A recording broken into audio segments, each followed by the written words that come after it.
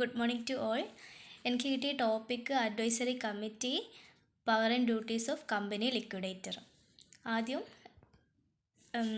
Advisory committee എന്താണെന്ന് നോക്കാം.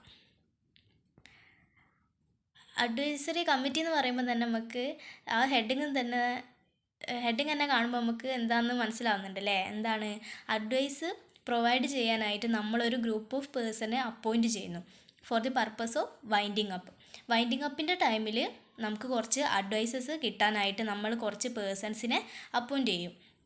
ആ പേഴ്സൺസ് ഉള്ള ഗ്രൂപ്പിനെ പറയുന്ന പേരാണെന്ത്? Advisory committee. അപ്പോൾ അഡ്വൈസറി കമ്മിറ്റി ഏതിലാണ് പറയുന്നത്?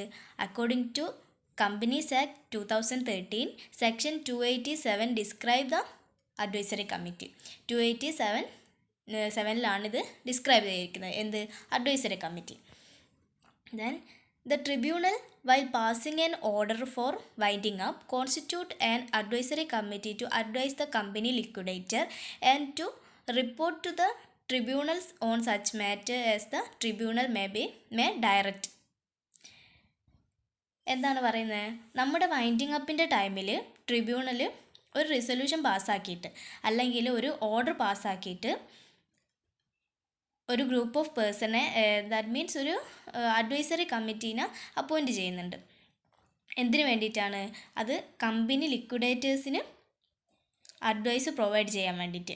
ഇതിൻ്റെ അകത്ത് എന്തൊക്കെ കാര്യങ്ങളാണോ ട്രിബ്യൂണൽ ചെക്ക് ചെയ്യാൻ പറഞ്ഞിരിക്കുന്നത് അല്ലെങ്കിൽ അഡ്വൈസ് ചെയ്യാൻ പറഞ്ഞിരിക്കുന്നത് ആ എല്ലാ കാര്യങ്ങളെക്കുറിച്ചും ഈ അഡ്വൈസറി കമ്മിറ്റി ഇൻഫോർമേഷൻസ് അല്ലെങ്കിൽ അഡ്വൈസസ് പ്രൊവൈഡ് ചെയ്യണം. അപ്പോൾ എന്താണ് പറയുന്നത്? Advisory committee section 287 is described by the advisory committee. That means the tribunal may pass the order for winding up. Tribunal winding അപ്പിൻ്റെ ടൈമിൽ ഓർഡർ പാസ്സാക്കും. എന്താണ്? കമ്പനി ലിക്വിഡേറ്റേഴ്സിന് അഡ്വൈസ് പ്രൊവൈഡ് ചെയ്യാൻ വേണ്ടിയിട്ട് ഒരു ഗ്രൂപ്പ് ഓഫ് പേഴ്സണെ അപ്പോയിൻറ്റ് ചെയ്യുന്നു. അതാണ് അഡ്വൈസറി കമ്മിറ്റിയിൽ വരുന്നത്. നെക്സ്റ്റ്,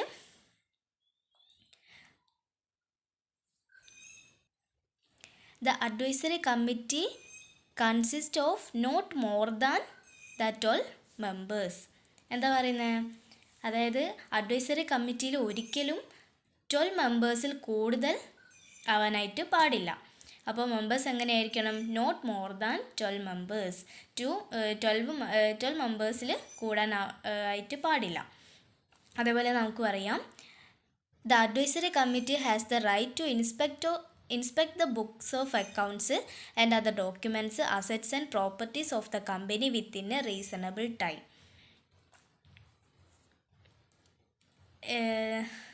ദാറ്റ് മീൻസ് എന്താണ്? നമ്മൾ വൈൻഡിങ് അപ്പിൻ്റെ ടൈമിലാണ് നമ്മൾ ഈ റിസൊല്യൂഷനൊക്കെ പാസ്സാക്കിയിട്ട് ഒരു അഡ്വൈസറി കമ്മിറ്റീനെ ഒക്കെ അപ്പോയിൻറ്റ് ചെയ്യുന്നത്, അതേപോലെ ലിക്വിഡേറ്റേഴ്സിനൊക്കെ അപ്പോയിൻറ്റ് ചെയ്യുന്നത്. അപ്പോൾ നമുക്കൊരു റീസണബിൾ ടൈമേ ഉണ്ടായിരിക്കുള്ളൂ. അത് ഒരുപാട് ടൈം നമുക്ക് ടേക്കൺ ചെയ്യാനൊന്നും പറ്റില്ല. അപ്പോൾ ആ റീസണബിൾ ടൈമിൻ്റെ ഉള്ളിൽ തന്നെ നമ്മുടെ ബുക്സ് ഓഫ് അക്കൗണ്ട്സ് ഒക്കെ നമ്മൾ എന്ത് ചെയ്യണം? വെരിഫൈ ചെയ്യണം. നമ്മുടെ ഈ കമ്പനീൻ്റെ books of accounts, documents, assets, properties ഇതെല്ലാം ആ റീസണബിൾ ടൈമിൻ്റെ ഉള്ളിൽ തന്നെ അഡ്വൈസറി കമ്മിറ്റി എന്ത് ചെയ്തിട്ടുണ്ടായിരിക്കണം? ചെക്ക് ചെയ്തിട്ടുണ്ടായിരിക്കണം. അതുപോലെ തന്നെ അഡ്വൈസറി കമ്മിറ്റീൻ്റെ ഈ ഇൻസ്പെക്ഷനും കാര്യങ്ങളെല്ലാം കഴിഞ്ഞ് അല്ലെങ്കിൽ അഡ്വൈസസ് എല്ലാം പ്രൊവൈഡ് ചെയ്ത് കഴിഞ്ഞിട്ടുണ്ടെങ്കിൽ ട്രിബ്യൂണൽ പ്രിസ്ക്രൈബ് ചെയ്തിരിക്കുന്ന മാനറിൽ മീറ്റിംഗ് കണ്ടക്ട് ചെയ്യണം. അതിൻ്റെ അകത്ത് ചെയർപേഴ്സണായിട്ട് ഇരിക്കേണ്ടത് ആരാണ്? ലിക്വിഡേറ്റർ ആയിരിക്കണം ചെയർപേഴ്സണായിട്ട് ആക്ട് ചെയ്യേണ്ടത്. അപ്പോൾ ഇത്രേ പറയുന്നുള്ളൂ.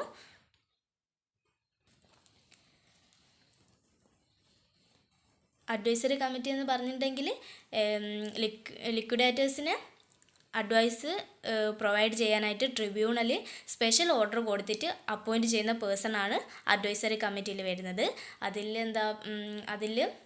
12 പേഴ്സണിൽ കൂടുതൽ മെമ്പേഴ്സ് ഉണ്ടാകാൻ പാടില്ല.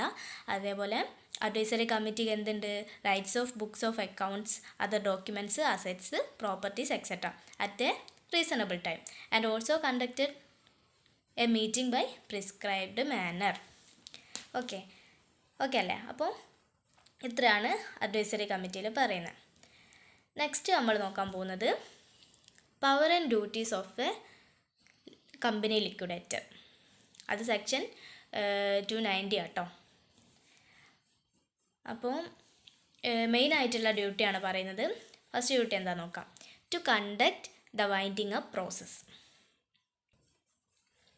എന്താണ് വൈൻഡിങ് അപ്പ് പ്രോസസ്സ് കണ്ടക്ട് ചെയ്യുക. അതായത് ഒഫീഷ്യൽ ലിക്വിഡേറ്ററിനെ കോടതി അപ്പോയിൻറ്റ് ചെയ്യുന്നത് എന്തിനാണ്? വൈൻഡിങ് അപ്പ് പ്രോസസ്സൊക്കെ ചെയ്യാൻ വേണ്ടിയിട്ടാണ്.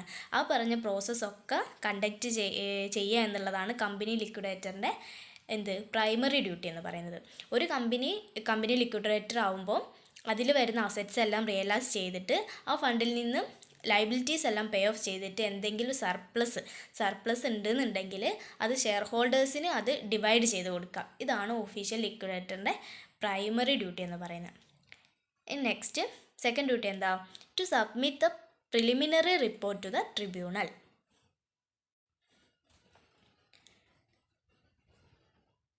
ട്രിബ്യൂണലിൻ്റെ മുന്നിൽ ഒരു പ്രിലിമിനറി റിപ്പോർട്ട് സബ്മിറ്റ് ചെയ്യാം. നമ്മൾ ഓൾറെഡി പറഞ്ഞ് ഒരു വൈൻഡിങ് അപ്പ് പ്രോസസ്സ് ചെയ്യാൻ പെറ്റീഷൻ കൊടുത്ത് കഴിയുമ്പോൾ കോടതി വൈൻഡിങ് അപ്പ് പ്രോസസ്സ് ചെയ്യാനുള്ള ഓർഡർ പാസ് ചെയ്യും. അങ്ങനെ ഓർഡർ പാസ് ചെയ്യുകയോ അല്ലെങ്കിൽ ഒരു ഒഫീഷ്യൽ ലിക്വിഡേറ്ററിനെ അപ്പോയിൻറ്റ് ചെയ്യുകയോ ചെയ്യുമ്പോൾ വിച്ച് എവർ ഈസ് ഏർലി, ഇതിൽ എന്തെങ്കിലും ഒന്ന് സംഭവിച്ച് കഴിഞ്ഞാൽ അപ്പോൾ തന്നെ കമ്പനിയുടെ ഡയറക്ടേഴ്സോ സെക്രട്ടറിയോ മാനേജറോ കമ്പനിയുടെ സ്റ്റേറ്റ്മെൻറ്റ്, അതായത് കമ്പനിയെക്കുറിച്ചിട്ടുള്ള ഒരു സ്റ്റേറ്റ്മെൻറ്റ് പ്രിപ്പയർ ചെയ്തിട്ട് ആ അപ്പോയിൻറ്റ് ചെയ്ത ഒഫീഷ്യൽ ലിക്വിഡേറ്റർക്ക് സബ്മിറ്റ് ചെയ്യണം പ്രിസ്ക്രൈബ്ഡ് ഫോമിൽ. അത് എങ്ങനെയാണ് വേണ്ടതെന്ന് പറഞ്ഞിട്ടുണ്ടാവും. ആ പ്രിസ്ക്രൈബ്ഡ് ഫോമിൽ സബ്മിറ്റ് ചെയ്തിട്ടുണ്ടായിരിക്കണം. ഒഫീഷ്യൽ ലിക്വിഡേറ്റർക്ക് വിത്തിൻ 21 days ഒന്നല്ലെങ്കിൽ വൈൻഡിങ് അപ്പ് ഓർഡർ പാസ് ചെയ്യുകയോ അല്ലെങ്കിൽ ലിക്വിഡേറ്ററിനെ അപ്പോയിൻറ്റ് ചെയ്യുകയോ വിച്ച് എവർ ഈസ് ഏർലിയർ, ഏതെങ്കിലും ഒന്ന് സംഭവിച്ചാൽ അപ്പോൾ തന്നെ അവർ ഒരു സ്റ്റേറ്റ്മെൻറ്റ് പ്രിപ്പയർ ചെയ്തിട്ട് പിന്നീട് അത് ഒഫീഷ്യൽ ലിക്വിഡേറ്ററിന് സബ്മിറ്റ് ചെയ്തിട്ടുണ്ടായിരിക്കണം. അങ്ങനെ കിട്ടുന്ന ആ റിപ്പോർട്ടിൽ നിന്ന് ഒഫീഷ്യൽ ലിക്വിഡേറ്റർ എന്താക്കൂ? ഒരു റിപ്പോർട്ട് പ്രിപ്പയർ ചെയ്യും. ആ പ്രിപ്പയർ ചെയ്യുന്ന റിപ്പോർട്ടിനാണ് പ്രിലിമിനറി റിപ്പോർട്ട് എന്ന് പറയുന്നത്. അതായത് ബിസിനസ്സിനെ കുറിച്ചുള്ള കൂടുതൽ ഡീറ്റെയിൽ ആയിട്ടുള്ള വിവരങ്ങൾ, ഇൻഫോർമേഷൻസ് ഡീറ്റെയിൽ ആയിട്ട് ഒഫീഷ്യൽ ലിക്വിഡേറ്റേഴ്സിന് ആ കമ്പനിയെക്കുറിച്ച് അന്വേഷിക്കുന്നതിന് മുമ്പ് അല്ലെങ്കിൽ ആ പ്രോസസ്സിലേക്ക് ഇറങ്ങുന്നതിന് മുമ്പ് കിട്ടുന്ന ഇൻഫോർമേഷൻസാണ് ഈ ഒരു റിപ്പോർട്ട്. ഈ റിപ്പോർട്ട് ലിക്വിഡേറ്റേഴ്സ് വിത്തിൻ 6 months 6 മാസത്തിനുള്ളിൽ ഈ പ്രിലിമിനറി റിപ്പോർട്ട് കോടതിയിൽ സബ്മിറ്റ് ചെയ്തിട്ടുണ്ടായിരിക്കണം. വൈൻഡിങ് അപ്പ് തുടങ്ങിയിട്ടുള്ള 6 മാസത്തിനുള്ളിൽ കേട്ടോ കോടതിയിൽ സബ്മിറ്റ് ചെയ്തിട്ടുണ്ടായിരിക്കണം. അതാണ് സെക്കൻഡ് ഡ്യൂട്ടി എന്ന് പറയുന്നത്. തേർഡ് ഡ്യൂട്ടി എന്താ? Custody of the properties of the company. കമ്പനിയുടെ പ്രോപ്പർട്ടീൻ്റെ കസ്റ്റഡിയാണ് നെക്സ്റ്റ്. അത് ഓൾറെഡി നമ്മൾ പറഞ്ഞു കഴിഞ്ഞില്ലേ. കമ്പനിയുടെ ബുക്സ്, ഡോക്യുമെൻറ്റ്സ്, അസറ്റ്സ് തുടങ്ങിയ എല്ലാ കാര്യങ്ങളുടെയും കസ്റ്റോഡിയന് ഈ വൈൻഡിങ് അപ്പ് പ്രോസസ്സ് കഴിയുന്നവരെ ആ ഒഫീഷ്യൽ ലിക്വിഡേറ്റർ ആണ്. Next to maintain proper books. എന്താണ്? കമ്പനിയിൽ എന്തെല്ലാം റിലേറ്റഡ് ആയിട്ടുള്ള ബുക്സ് വേണോ അതെല്ലാം മെയിൻറ്റെയിൻ ചെയ്യേണ്ടത് ഒരു കമ്പനി ലിക്വിഡേറ്ററിൻ്റെ ഡ്യൂട്ടിയാണ്. He must maintain proper books in prescribed form. Next point എന്താ? To follow the directions given by the committee of the inspection.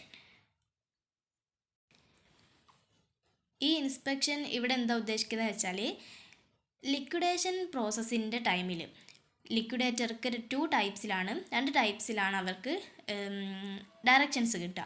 ഒന്ന് ഈ ഇൻസ്പെക്ഷൻ കമ്മിറ്റീൻ്റെ കയ്യിൽ നിന്നോ അല്ലെങ്കിൽ ക്രെഡിറ്റേഴ്സും കോൺട്രിബ്യൂട്ടേഴ്സും കൂടിയിട്ട് ജനറൽ മീറ്റിംഗ് റെസൊല്യൂഷൻ പാസ്സാക്കിയിട്ട് അതിൻ്റെ ബേസിലുള്ള ഡയറക്ഷനാണ് കിട്ടുക.